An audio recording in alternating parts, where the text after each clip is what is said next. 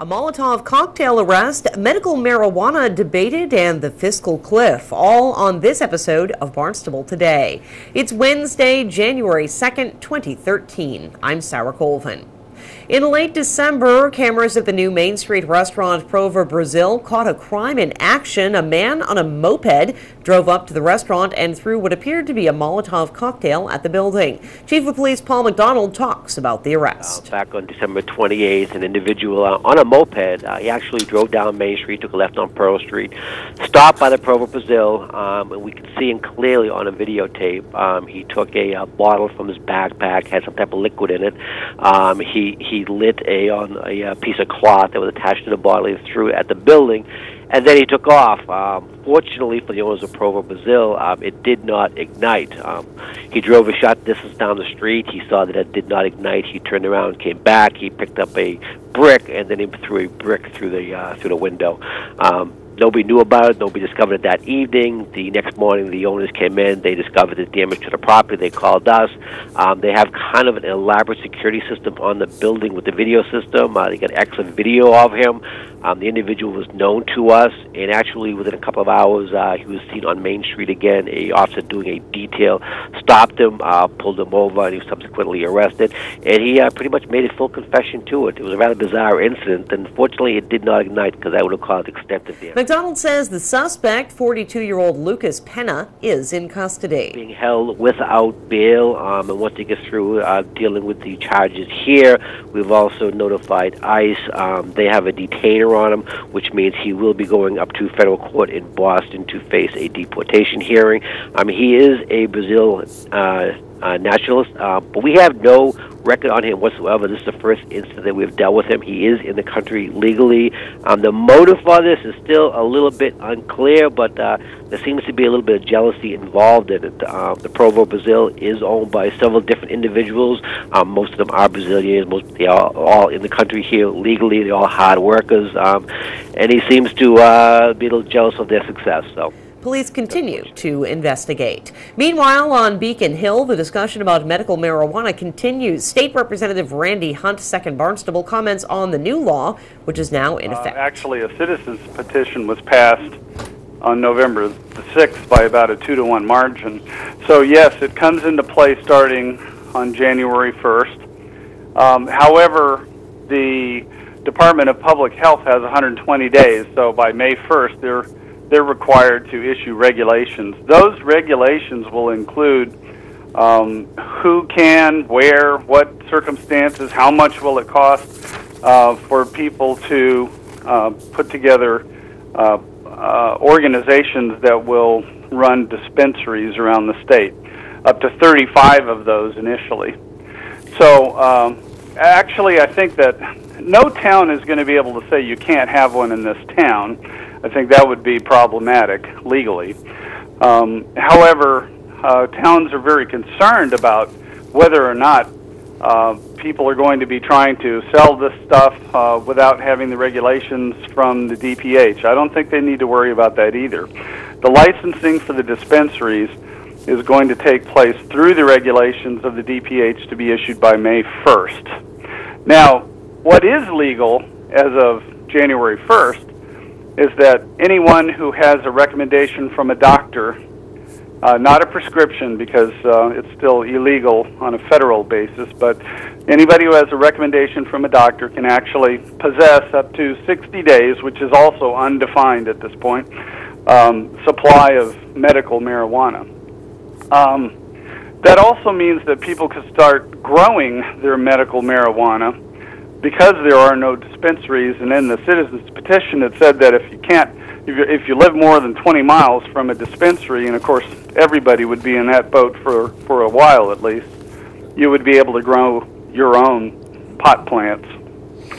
So that's probably the major thing that's going on. Anybody who has been using medical marijuana illegally up to now, the other change would be that it's no longer illegal under the state statute. Representative Hunt says he is concerned about the text of the law and worries about loopholes. Because the way it's written is very similar to the way the bill was written for Colorado.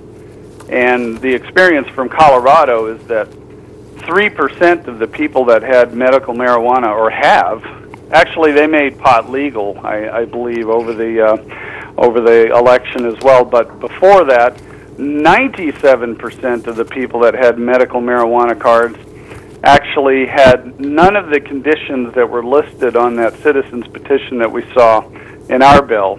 And the reason for that is we talk about Crohn's disease, cancers, and all kinds of different things, but at the end of that list it says, and any other thing that a doctor may recommend medical marijuana for. That's the opening that allows a huge open market, essentially, for selling marijuana to people who don't have any of these conditions. So I think the same thing could happen here. Partly it could be closed up, some of these loopholes, by regulation of the Department of Public Health.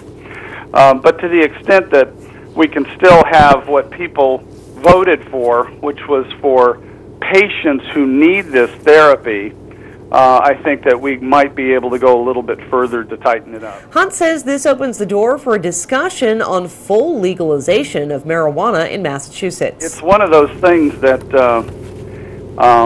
people argue that it's not any worse than being alcoholic or actually just drinking and driving and things like that, and I think that's probably true.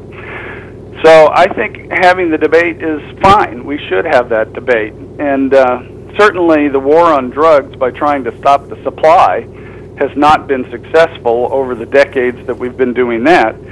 So if it were legal, it would be at least one drug that would come off the black market, and we'd be able to tax it like cigarettes, for example, and it would be able to be sold if we did this legalization federally at your CVS or Walgreens. Whether or not that discussion will take place remains to be seen. Finally, a big decision of sorts was made in Washington yesterday, a vote that, for now, keeps us from falling off the fiscal cliff. Mark Milne is Barnstable's Director of Finance. He offers some insight. What it means to me is there's still a lot of work to be done.